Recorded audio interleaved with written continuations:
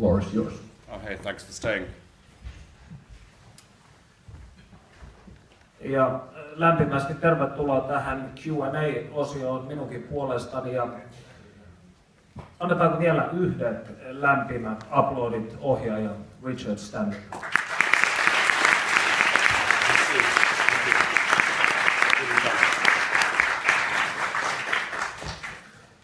It's fantastic to have you here, Richard. Well, it's a great pleasure being here, sir.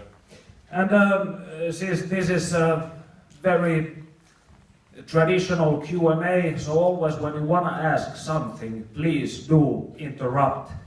And first, I take this opportunity to ask a few questions to quench my own thirst for knowledge. What do we actually know about the personal relationship between Himmler and Rahn? Well, I think for a few years Rahn was very close to Himmler. They actually had a cousin in common, and in truth Rahn did the genealogical research to prove that Himmler's Aryan ancestry. So for a while Rahn was very useful to him. And I think certainly up to 1939, when also Willigott Weistor was discredited in 1939, which is a detail not mentioned in this film. But the entire department that Rahn worked for, the Arnländer SS, was pretty much disbanded in 1939. But up to that point, I think he certainly had Himmler's ear. But is there any sort of like correspondence or anything left? Do we know like any details of their relationship? Because this is a question that's been haunting me for some time now. Well, it only seems indirect. We have no correspondence from Otto and directly to Himmler, but we do have correspondence between Otto and Karl Wolff, Himmler's personal adjutant, his personal assistant whom he wrote to. And also, very intriguingly, there survives a lot of documentation from between Otto Rahn and Karl Maria Willigott, the head of the department, which some of these letters are asking permission to go and dig or investigate at various sites. And several of these letters are simply lists of names of different sites and places that he wanted to investigate. I've only had time to go to a few of these sites, and there's still a great many names on the list which I would love to have the chance to go and visit and see where all these places were that they were investigating. I mean, certainly Otto had a very good nose for interesting locations. All the places that I've been to so far in the south of France and even in Iceland have been spectacular. Each time when I've gone to Devil's Lake or to Montsegur, I've been very impressed by the actual places. So yeah, I'd love to work my way down the list and investigate more fully. Well, of course, one of the very key locations in this whole strange saga is the Wewelsburg Castle.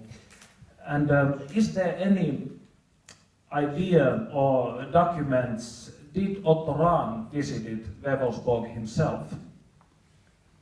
Yeah, I suspect he did, but again, it's difficult to prove. But yeah, the Wewelsburg is a terrifying place. But beautiful in its own strange way.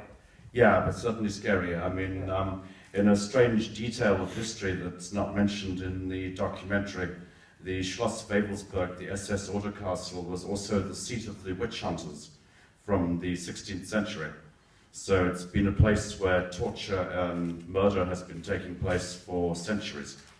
Underneath the Wewelsburg is what they call the Häkkinen, the witch cellar, where the torture apparatus are still from torturing the witches and heretics in the Dark Ages. And it's easy to see the SS as the successors to the Teutonic Knights and the Crusaders who persecuted the Cathars in the Dark Ages. But incredible to me that the SS, in a way, were already at one more phase that the castle has gone through. Maybe in another few hundred years there will be some other order there, or the castle will be back in business again, because it's in extraordinarily good shape. It's now a youth hostel, and it's possible to actually spend the night there. But yeah, it's a bit like the Overlook Hotel from The Shining, only much, much worse. I had a very strange experience at Webelsburg 2 years ago. I went there with friends of mine, one of them is here today as well. And when we went to ask for the map for the castle, this man who was having out all the info and the maps gave me the map and said, "But you don't need this because you have been here before, yeah." And it was very strange sort of moment on that sunny summer day. So, about Otto Rahn, when one reads his books,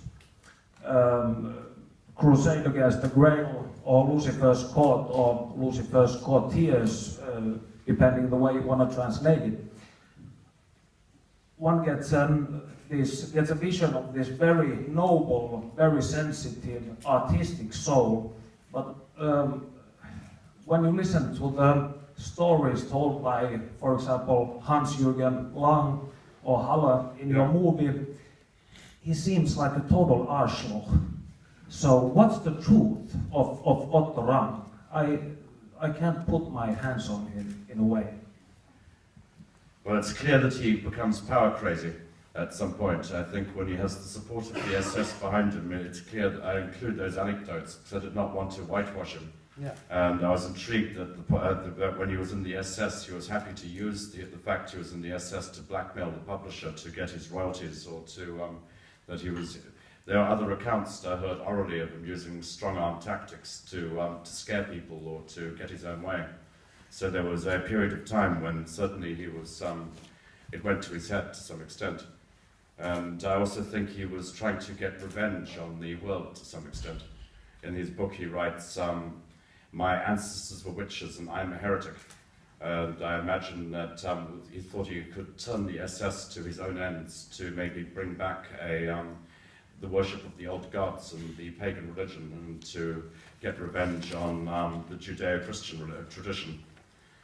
There's stories in Usat Laban of him threatening the town priest. But at the same time, I think many people behave in the same way, from the point of view that publishers never pay their royalties. If I was in the SS and I was broke,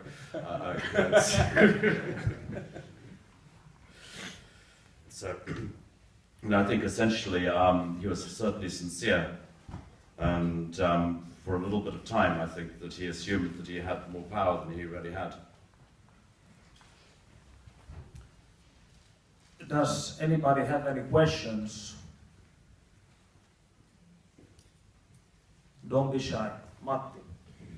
You told the other day that this is the film that truly changed your life, and you have had difficult projects before this and after this. So what was it about Secret Glory that changed your life more than any other film that you have made? Well, it's a complex question, but really it was the first time that I found that I was starting to believe in the reality of the supernatural. It was simply through the events that took place while we were shooting the film, and the places that I went to as a result of chasing Otto Rahn, in that it brought me into contact with Montsegur and with the story of the Cathars in the south. And the more time that I spent in these places, the more I began to realize that there was some truth to the story.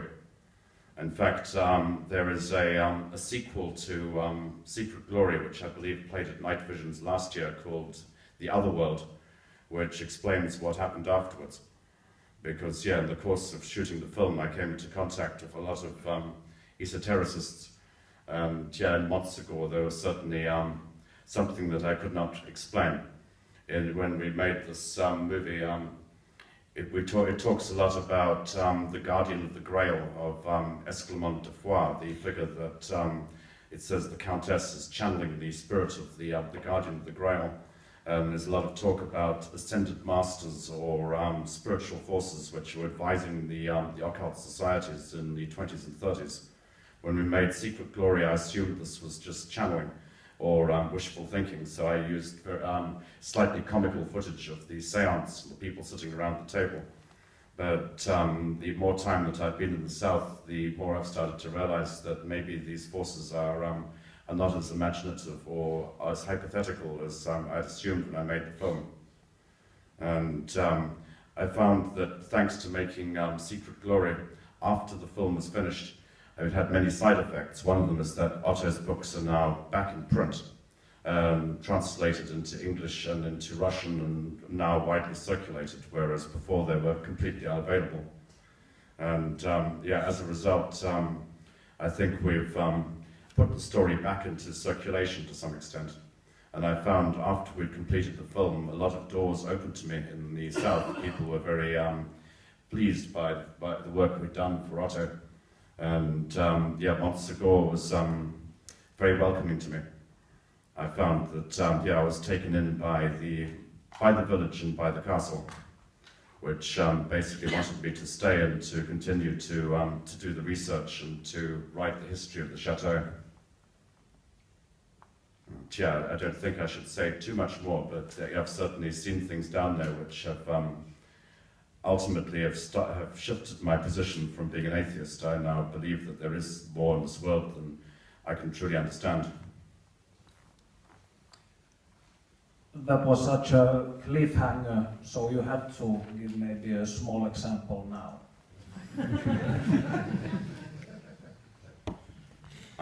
You'd think I was completely crazy, but does that matter?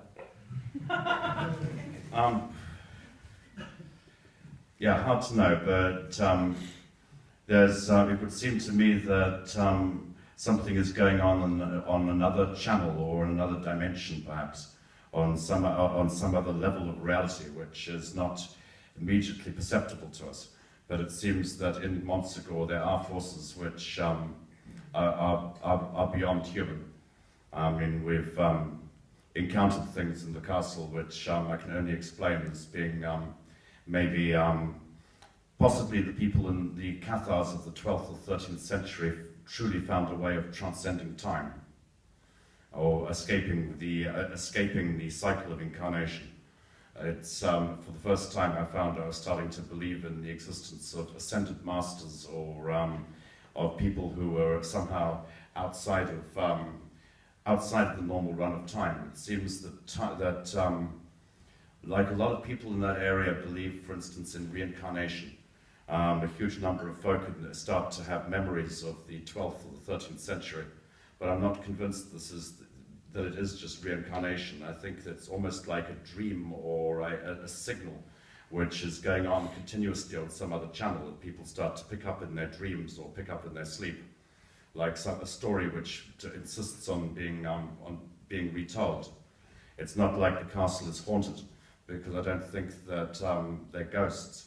I think that whatever we've perceived in that place are people who are still alive, or maybe in another time period, or in on some other channel of reality. And as these are things that we've seen without the influence of drugs or alcohol, and with multiple witnesses, it's been impossible for me to escape, or to really come up with a logical or rational explanation. When the Countess de Pujol-Murat, who was guiding Otto Rahn, says that she's talking to her own ancestor, to Esclamont de Foix, in truth, in her account, she says how proud it made her feel to see her own ancestor standing before her in the starlight. The Cathar sympathizers say that Esclamont de Foix never died, but was transfigured and passed alive into the kingdom of heaven. And like the Ascended Master still exists on some other channel, guiding human affairs. And I've often wondered if in the late 1930s, in 1939, when the occult groups were gathering in Montsegur, whether they weren't being guided by some supernatural force. It's like even the, say, Aleister Crowley's group, the OTO, borrows its main ritual, the Gnostic Mass, from the Gnostic Catholic Eglise. And the folk from the Gnostic Catholic Eglise believed that they channeled the Mass at Montsegur, that it was handed down to them from ascended masters or from some other channel.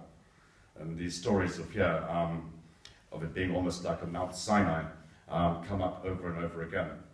And I've not been able to fully explain it away to myself, to my own satisfaction, which is why 8 years ago I gave up my life in London and my flat and moved to Montsegur full time to try and record what was going on. Which is, I guess, why I say that it screwed up my life worse than any of the other projects I've worked on.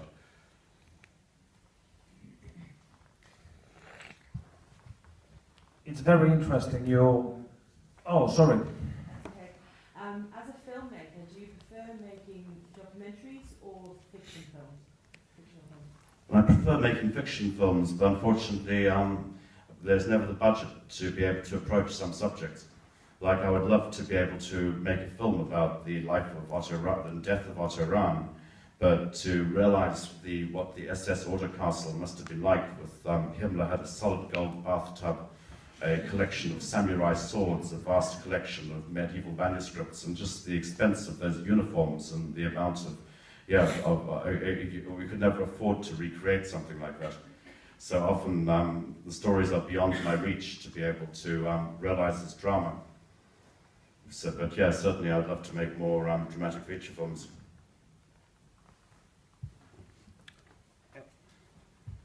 Yes, I would like to ask you if there's any proof that Rahn was a really member of the, for example, like Tool Society, or did he have like any sort of personal relationship with Karl Maria Willigut, also known as Westoras, if you know? Yeah, he definitely had a personal relationship with Willigut because the letters exist and that the correspondence survives. So Willigut definitely liked him. There are quite a few letters left over. As for the Thule Gesellschaft, that's a more complicated question. We don't know who Otto was working for when he was in the south of France.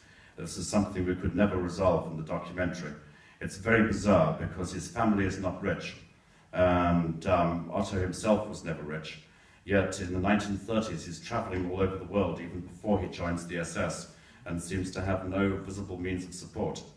When he writes the first book, he takes over a whole hotel in the south of France for close to a year to write the book. He makes the attic into a dark room, and he takes hundreds of photographs and is digging up the mountain in search of the Holy Grail. But we have no idea where his money is coming from. And in Christian Bernadak in the documentary suggests it's the Thule Society, but I'm not convinced that there's no real evidence to support this. But it does seem that he must be funded by someone. And it also seems that during the 1930s he's very well connected. He's traveling from one country to another. He was also in Spain and in Italy. And is always meeting the top esoteric people and is automatically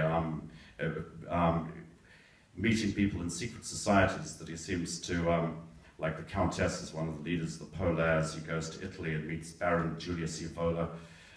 These introductions are made each time, which makes me suspect that he's almost like an esoteric ambassador.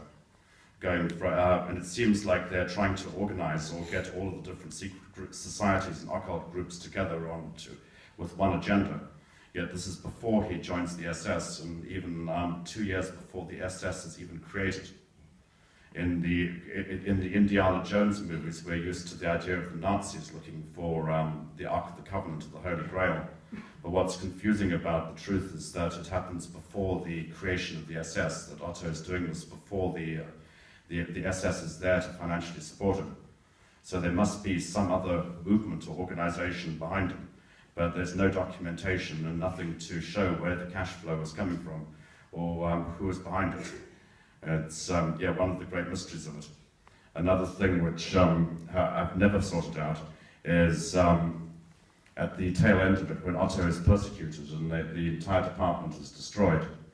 When Otto is at Kurt Eggers' house, Albert's writer friend. Albert is lying. Everyone in the documentary is lying a little. Because it turns out Kurt Eggers was another SS officer who was actually a very well-respected SS officer. There's even a surviving neo-Nazi formation called Liebstandarte Kurt Eggers. He was certainly not a civilian. And when Albert says, I'll give him my passport so he can escape across the border to France, he says, Kurt responds, don't give it to him, because when they catch him, your passport will be found, and then you'll be in it just like us. And I really wish I knew what it was. You'll be in it, just like us. Like, what were they in? Was this just a homosexual conspiracy? I doubt it. It seems that there's some other overarching issue, something that was going on within the SS. There's one article from a newspaper in Dortmund, which is a review of one of Rahn's Lucifer lectures. After writing Court of Lucifer, he toured Germany lecturing on the Lucifer problem. And it would have been very strange, I'm sure, to be a schoolboy and to have a uniformed SS man come to your school and lecture you on Lucifer. But he actually did this, toured Germany lecturing on Lucifer. The article, it says that Kurt Eggers, who accompanies him on the Lucifer lecture in Dortmund, closes the lecture by giving the salute, "Lucifer, who has been done wrong to, we salute you," which is a very odd salute. So, yeah, I'm often wondering if there isn't a Luciferian cabal or some kind of secret society within the SS. And I can't figure out whether what was going on was whether the SS were trying to infiltrate, the Nazis were trying to infiltrate the occult groups and bring the different secret societies together to help dominate Europe, or whether an occult group or the secret societies were trying to infiltrate the Nazis. Was Rahn working for some kind of other force, say some kind of secret society, and did he infiltrate the SS deliberately? And did they get caught? Because it feels like they were all purged in 1939 for different reasons, which tends to imply that the other SS men were suspicious of them, caught them, but I'm not sure what they were caught doing. It's a mysterious issue. It does seem to imply, though, that there's some kind of, third force involved, something which is not just the SS, but I'm not convinced it's the Thule Society, because the Thule Society lost control of the Nazis and lost their power quite rapidly. Certainly by the late 30s, they were not really a force to be reckoned with anymore. One thing that has been puzzling me is why did Otto Rahn, why did he see Lucifer as sort of archetype of the spirit of the German folk? Yeah, I'm not quite with Otto's reverence for Lucifer, which, I mean, certainly he sees Lucifer as being a version of the Lenos Apollo, of the Lightbringer. And this is, I guess, is Otto's particular point of view. But I'm not sure about it being an archetype of the German folk, but this was more because once Otto was within the SS, I think the SS tried to take all of these ideas and bring it into the service of this erroneous notion that it was all Nordic or Germanic mythology. This also damages the Cathar thing quite badly because in truth, the Cathars are Semitic, Mediterranean, dark-skinned people and with dark hair. It's not a Nordic culture down there. And like the Basque people, they're very far from Nordic. The notion we now have of the Guardian of the Grail having dressed in white samite or with long blonde hair and the very Wagnerian associations are kind of wrong. But the Nazis tended to appropriate everything and for their own purposes. And I think, this Rahn's Luciferian ideas get tied to the German folk. But certainly the notion of the Holy Grail belonging to Lucifer, of being Lucifer's diadem, is a rather intriguing one. But I'm actually writing a fictional story at the moment, which I'd hope to make in a few years, because I've been trying to write a Holy Grail, a Grail romance about the devil in the form of a knight, a black knight who comes to Earth to search for his cup so that he can regain his rightful place in the kingdom of heaven, because I think there's a great sword and sorcery story to be made out of that. But yeah, I'm not sure that I'm following Rahn in terms of his reverence for Lucifer. At least it's very strange, his view of Lucifer. It's very peculiar. Yeah, it certainly is, and it differs from the Cathar take on it. Yeah. I mean, Maurice Marg, Otto's mentor in the south, certainly sees Lucifer as being on the side of the of the Roman Church and reads the Pope Innocent III as being a version of Lucifer instead. He describes the Pope as having 1,000 peacock eyes that watch the entire time, like the peacock angel that always look out for any form of heresy, and that there's no escaping the 1,000 eyes of Lucifer. But Rahn seems to, certainly embrace Lucifer.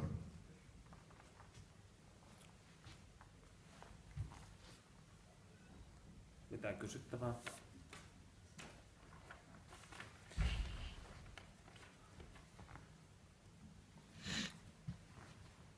The commemoration was a central concept for Rahn, and he wrote, "The farther away people are, the closer they are to our spirit, and when these people begin the passage to eternity, they come nearer to us than ever before. Suddenly, we carry them within." So obviously he's talking about some sort of like atavistic resurgence, but since he seemed to live in his totally own like mythological level of time, so do you think that from his point of view the whole modern world was suffering from some kind of amnesia that should be overthrown somehow? I would say yes, and it's important to note that maybe if nothing else, Otto's main contribution was that he wrote the first account of the Albigensian Crusade and the slaughter of the Cathars to appear outside of France. The story was obscure for 7 centuries, and Crusade against the Grail really it was the first time that anyone had actually written down these events. Maybe the story would have been lost completely if it had not been for his death and the bizarre circumstances surrounding it. That I often wonder if Otto's death wasn't almost a way to draw attention to the book. That certainly I might not have been interested myself in trying to retrieve the story if it hadn't been for the fact that he had become an SS officer and then had died so mysteriously by freezing himself to death. That made me interested in trying to translate the material and see what he was on about. And for 7 centuries, the story was obliterated by the Catholic Church. The Inquisition were so keen to make certain that no one would ever know what happened at Montsegur or what the story was about, that they didn't just destroy the people, they destroyed their language. They destroyed the Occitan language and they burned all the books. Very, very few documents survive. I mean, no mention was made of the Cathars in the English language until the mid-1940s, which is, almost more than 700 years after the events. So certainly there was a kind of a lobotomy, a desire to completely obliterate what happened. When we go back and look at the remains in Montsegur and in the south, it's clear from the alignment of the castle to the summer solstice to the winter solstice that the people who built it knew the world was round, they knew the world went round the sun, they knew that they had an advanced idea of cosmology. There was a school of medicine in Toulouse, a school of magic in Salamanca. The place seems to be designed along the lines of a lot of the Kabbalistic ideas from that period. Many of the great books of Kabbalah, the Zohar, the Bahir, the Sefer Yetzirah, are written in what's now southern France, northern Spain in the 12th, 13th century. That it seems that people had a very sophisticated culture, which was essentially erased in the 12th century. They also had ideas of democracy and gender equality. Women could inherit land and lead armies in the 12th century, something that was completely obliterated there afterwards. There was social mobility. Serfs could ennoble themselves and move up the social hierarchy. You didn't have to be born into a noble family to be a knight. Things seemed to basically be a little bit more civilized in the 12th and 13th century. But all that was, basically eradicated for 7 centuries. So, very, very intrigued to, like Otto, to try to peer back into the mists of time and see how much of the past we can still recover.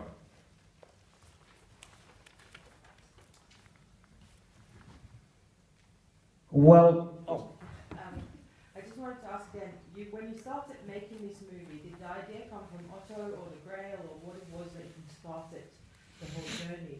And did you end up with the documentary you started making? Well, no. I mean, when it started, I was initially researching a documentary on the backstory to Raiders of the Lost Ark. I was hired by Channel 4 Television, did a documentary called The Real Jurassic Park about retrieving dinosaur DNA from amber.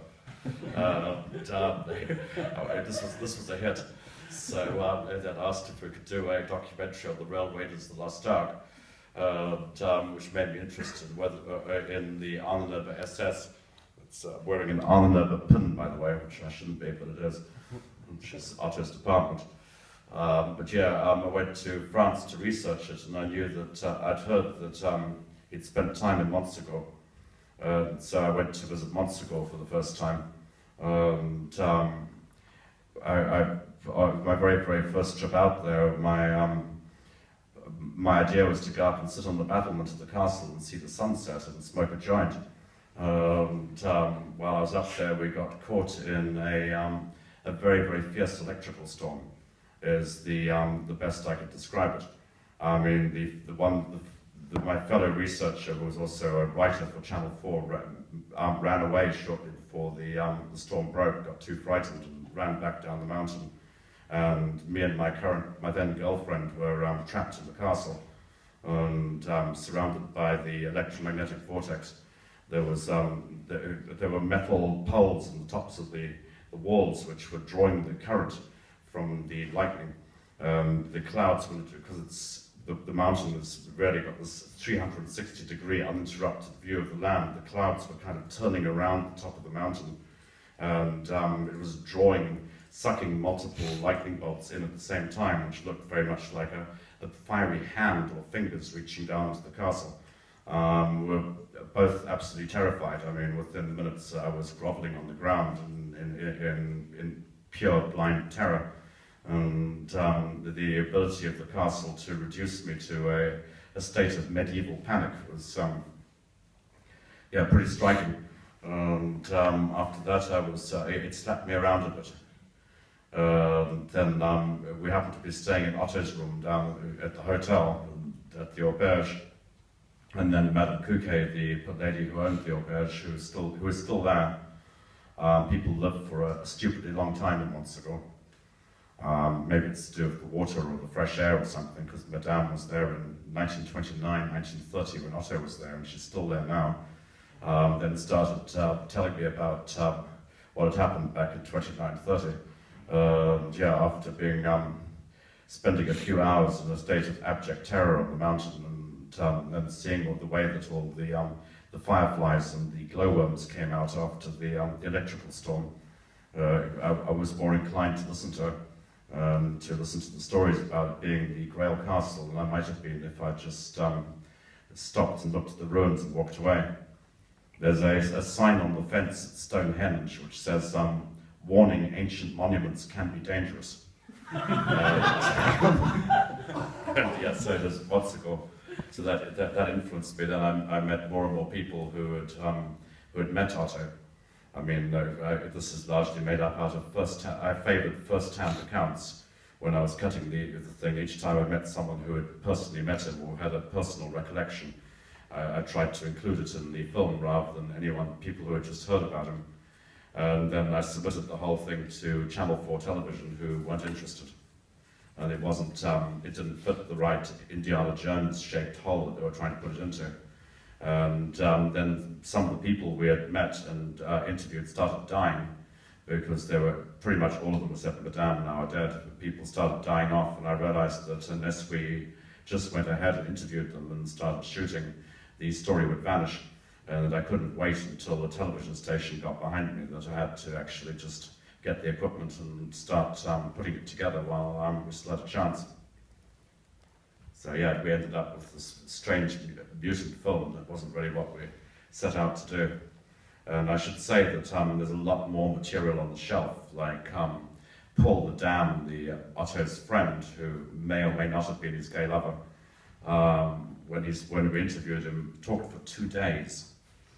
He literally started with I was born in 1900 in an insane asylum, where my father was a doctor, and my mother also was a doctor for eyes. He talked for 2 days. So it's an absurd amount of material on the shelf. We had to try and cut it down to the 100 minutes it is now. Yeah. Okay, last question before we set you free. I've literally seen a dozen documentaries about esoteric ideas of the Third Reich, and they've all been like total crap except your movie. So what's wrong with this whole genre?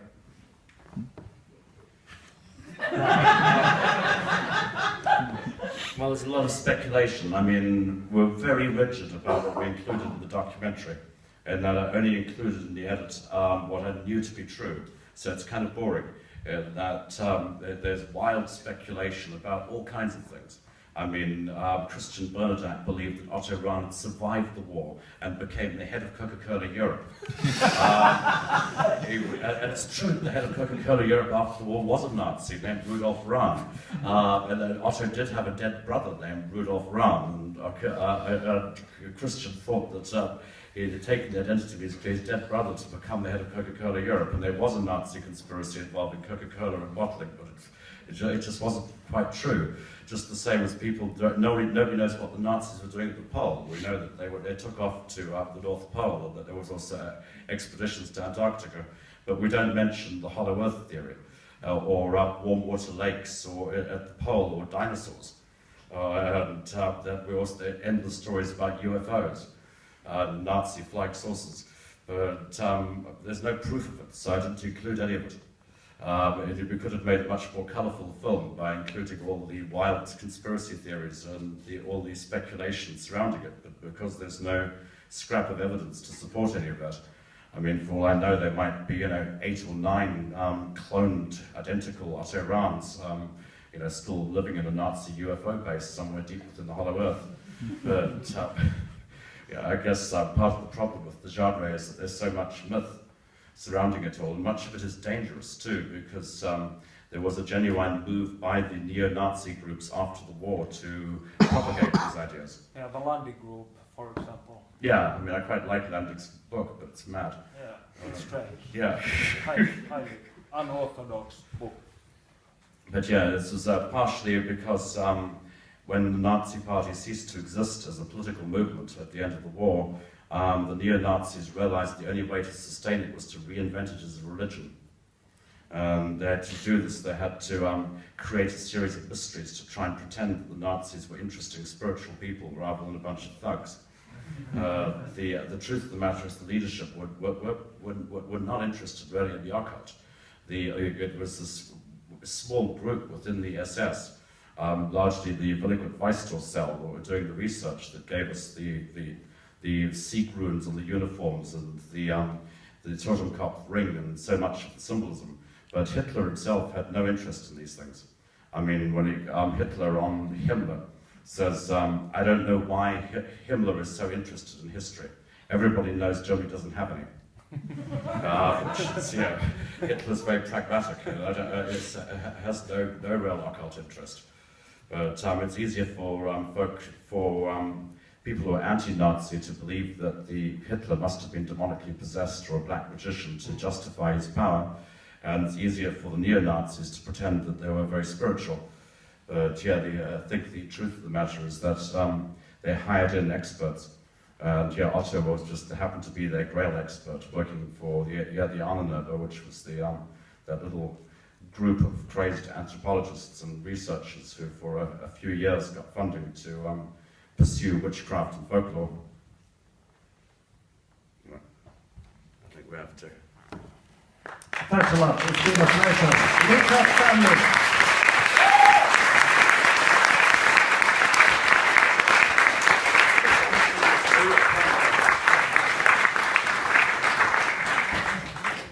Mä sanon vielä semmoisen, että